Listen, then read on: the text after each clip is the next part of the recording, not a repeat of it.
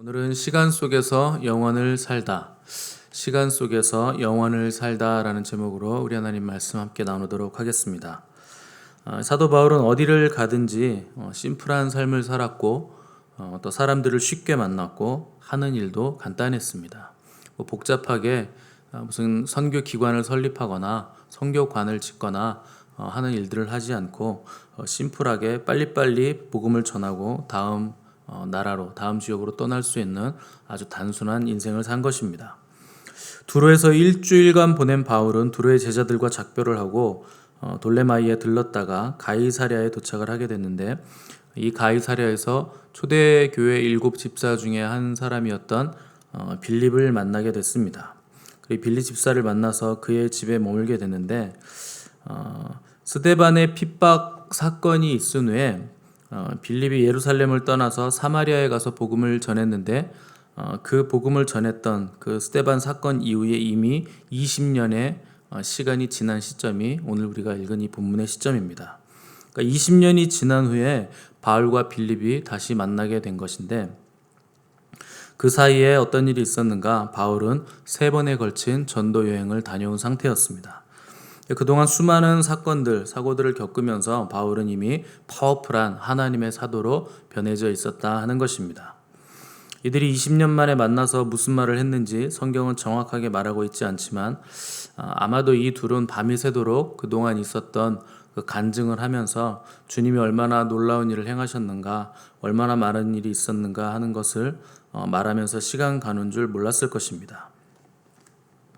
20년의 시간이면 얼마나 큰 변화가 있었겠습니까?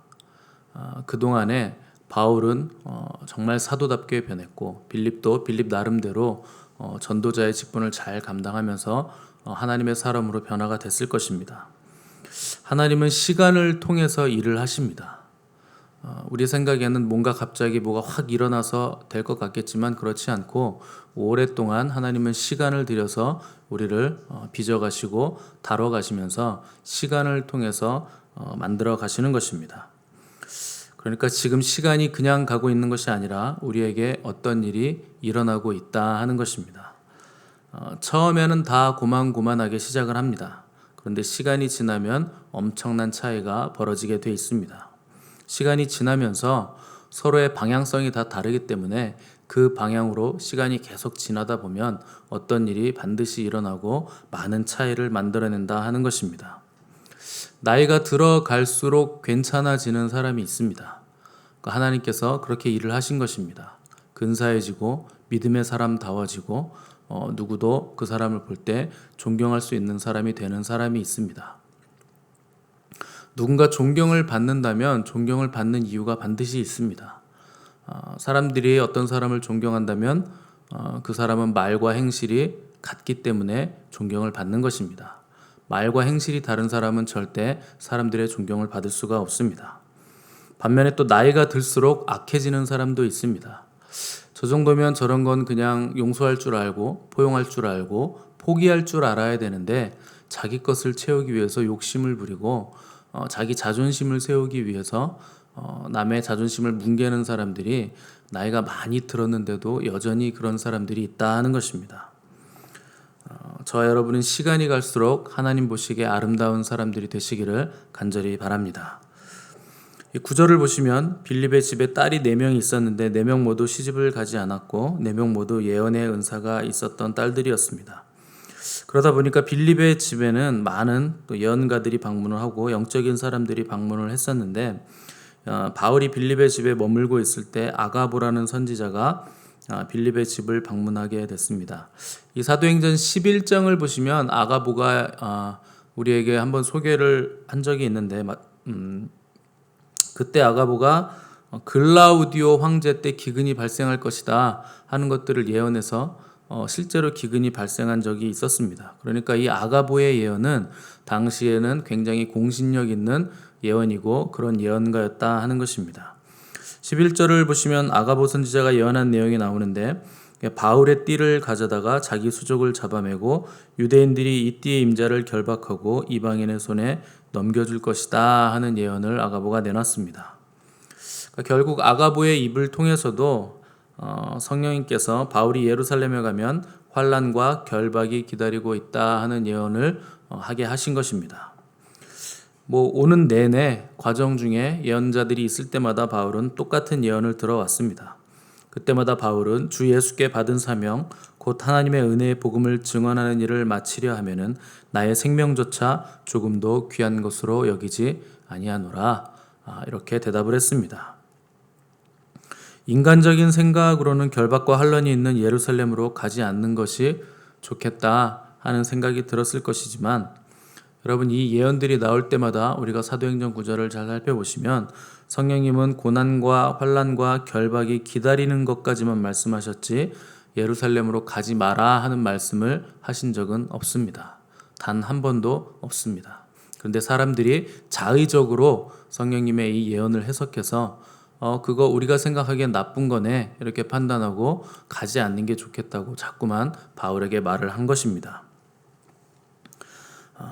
그럼 왜 자꾸 이런 예언들을 계속 나오게 하시는가? 이유는 심플합니다. 그런 일들이 기다리고 있으니 너 단단히 준비해서 들어가라. 이것이 바로 이유입니다. 하나님께서 바울을 철저하게 준비시키시기 위해서 반복적으로 이 환난과 결박에 대한 예언을 주시는 것입니다. 만약 바울이 준비 없이 아무것도 모른 채로 예루살렘에 들어갔다가 불시에 체포가 되면 바울도 당황할 것이고 복음을 전할 수 있는 기회도 제대로 찾지 못하고 놓쳐버리게 될 것이기 때문에 그렇습니다. 너는 반드시 환난과 고난을 받게 될 것이다. 그런데 너는 이것에 대해서 철저하게 준비가 되어 있느냐? 이것을 물으시는 것입니다. 우리 주님도 십자가를 피하고 싶으셨기 때문에 땀이 피가 되도록 기도하셨을 때 아버지께 물어보셨습니다. 아버지, 제가 이 잔을 꼭 마셔야만 하는 것입니까? 할 수만 있다면 이거 좀 옮겨주시면 안 됩니까? 이렇게 기도하셨습니다. 그때 하나님 아버지는 철저하게 침묵하셨습니다. 답을 주지 않으셨습니다. 결국 하나님의 침묵 앞에서 예수님 앞에 남아있는 것은 고난의 십자가뿐이었습니다. 내가 져야 할 십자가, 내가 겪어야 할 십자가가 계속 우리 앞에 나타날 때 우리는 십자가를 지기 원하시는 하나님 아버지의 뜻을 읽어낼 수 있어야 됩니다. 결국 주님은 내 뜻대로 마옵시고 아버지의 원대로 되기를 원합니다. 이렇게 고백하신 후에 십자가를 지기 위해 일어서셔서 내려가셨습니다. 예수님도 그렇고 바울도 그렇고 고난과 박해가 있음을 알면서도 예루살렘으로 직선으로 질주해 나갔다 하는 것입니다. 이제부터 바울은 죄수로 살아야 되고 또 자유롭게 다닐 수도 없을 것입니다. 언뜻 생각하면 우리 생각에는 그냥 예루살렘으로 가지 말고 다른 나라들 더 다니면서 지금까지 해왔던 것처럼 복음을 전하는 것이 훨씬 더 효과적이지 않은가, 그게 효율 면에서도 더 좋지 않은가 이런 생각을 할 것입니다. 그러나 하나님의 계획은 바울이 죄수가 돼서 로마로 가서 복음을 전하는 것이었습니다.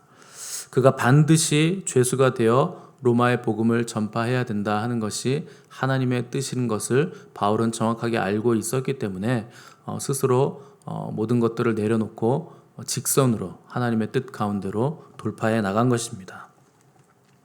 13절을 보시면 바울은 어찌하여 울어 내 마음을 상하게 하느냐? 나는 주 예수의 이름을 위하여 결박당할 뿐 아니라 예루살렘에서 죽을 것도 각오하였노라. 이렇게 말을 했습니다. 바울이 이렇게 말을 하니까 사람들은 그제서야 설득하기를 포기했습니다. 가장 무서운 사람이 누군가? 죽음을 두려워하지 않는 사람입니다. 죽기로 결심한 사람이 가장 무서운 사람입니다. 가끔 무슨 조폭 중에서 조그만 사람인데 덩치 큰 조폭들이 저 사람이 무서운 사람이다 이렇게 하는 걸 듣는 적이 있는데 영화나 아니면 이렇게 간증이나 이런 거 보시면 가끔 나오는데 덩치도 조그맣고 힘도 별로 안 세 보이는데 엄청 크고 우락부락한 사람들이 그 사람을 왜 무서워하고 두려워하는가? 죽는 것을 두려워하지 않는 사람이기 때문에 그렇답니다. 덩치가 작은데도 끝까지 자기 목숨을 내놓고 덤비는 사람들이 가장 무서운 사람들입니다. 왜 우리에게 두려움이 많고 신앙생활이 계속 흔들리는가? 우리는 죽음을 두려워하기 때문에 그렇습니다. 하나님을 위해서 죽기까지 결심을 하지 않기 때문에 우리가 두렵고 흔들리는 것입니다. 죄와 싸우되 피 흘리기까지 싸우지 않기 때문에 흔들리는 것입니다. 많은 사람들이 하나님을 선택하는데 주저하고 결심을 쉽게 하지 못합니다. 이렇게 살아야 될 것 같기도 하다가 시간이 지나면 또 저렇게 살아야 될 것 같기도 한 이유는 하나님을 향해서 정확하게 결정을 내리지 못했기 때문에 그런 것입니다. 이런 삶을 우리는 표류한다라고 합니다. 목적지가 있어서 배를 타고 간다면 항해지만 목적지가 어딘지도 모르면서 다니는 것은 표류입니다. 영혼의 방점을 찍고 그 지점을 향해서 나아가지 못하면 현실에서 표류하고 방황하게 되는 것이 사람들의 특징입니다. 그러나 바울은 다메섹에서 예수님을 만난 이후로 한 번도 표류하는 삶을 산 적이 없었습니다. 그는 영혼의 방점을 찍은 인생이었고 영혼을 향해서 달려가는 인생이었습니다. 그런데 13절 바울의 대답을 보면 그도 역시 나약한 인간의 면모를 보이고 있음을 우리가 알 수 있습니다. 어찌하여 울어 내 마음을 상하게 하느냐, 이렇게 했는데 여기서 마음을 상하게 한다는 말은 왜 내 마음을 약하게 만드느냐, 왜 내 마음이 찢어지게 만드느냐 이런 뜻입니다. 형제들의 눈물 때문에 바울의 마음이 약해졌다 하는 뜻입니다. 마음이 약해졌다는 것은 지금이라도 얼마든지 이 결정을 번복해서 예루살렘에 가지 않을 가능성이 여전히 있었다 하는 것입니다. 바울이 그 마음이 들었다는 것입니다. 이 형제들의 눈물을 보면서 가지 말까, 여기 머물다가 다시 전도 여행을 갈까 이런 생각을 했다 하는 것입니다. 우리도 마찬가지입니다.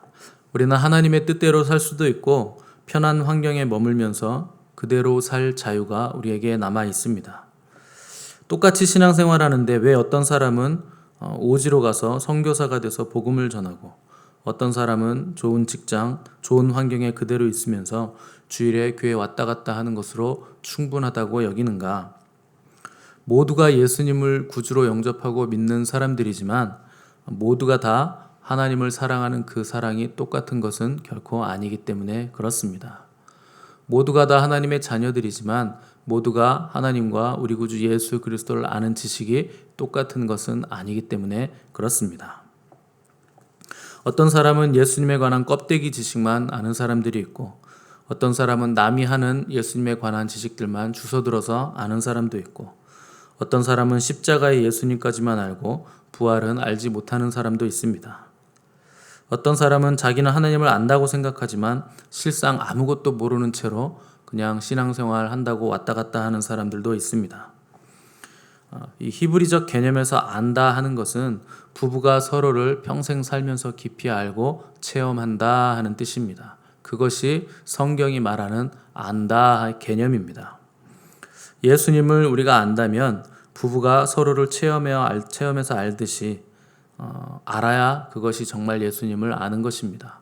그런 정도가 아니라면 성경적인 개념으로 우리는 예수님을 알지도 못하는 것입니다. 예수님의 성육신과 십자가와 부활을 머리로는 얼마든지 알 수 있습니다.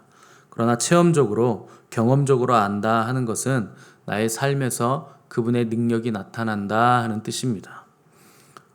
그분의 능력이 나타난다 하는 것은 십자가의 능력, 부활의 능력이 나타난다는 뜻입니다. 가장 큰 능력은 죽는 능력이고 십자가의 능력 이후에는 다시 살아나는 부활의 능력이 자연스럽게 따라오게 되는 것입니다. 아직도 우리가 죽지 못한 자아 때문에 고민하고 있다면, 광야에서 헤매고 있다면 우리는 아직 주님을 제대로 알고 있지 못한 것입니다. 왜냐하면 우리는 십자가를 지지 않았기 때문에 그렇습니다. 경험적으로 안다 하는 것은 삶의 능력으로 나타나는 것입니다. 다른 사람을 위해서 희생할 수 있는가? 다른 사람을 나보다 훨씬 더 나은 사람으로 여기고 있는가?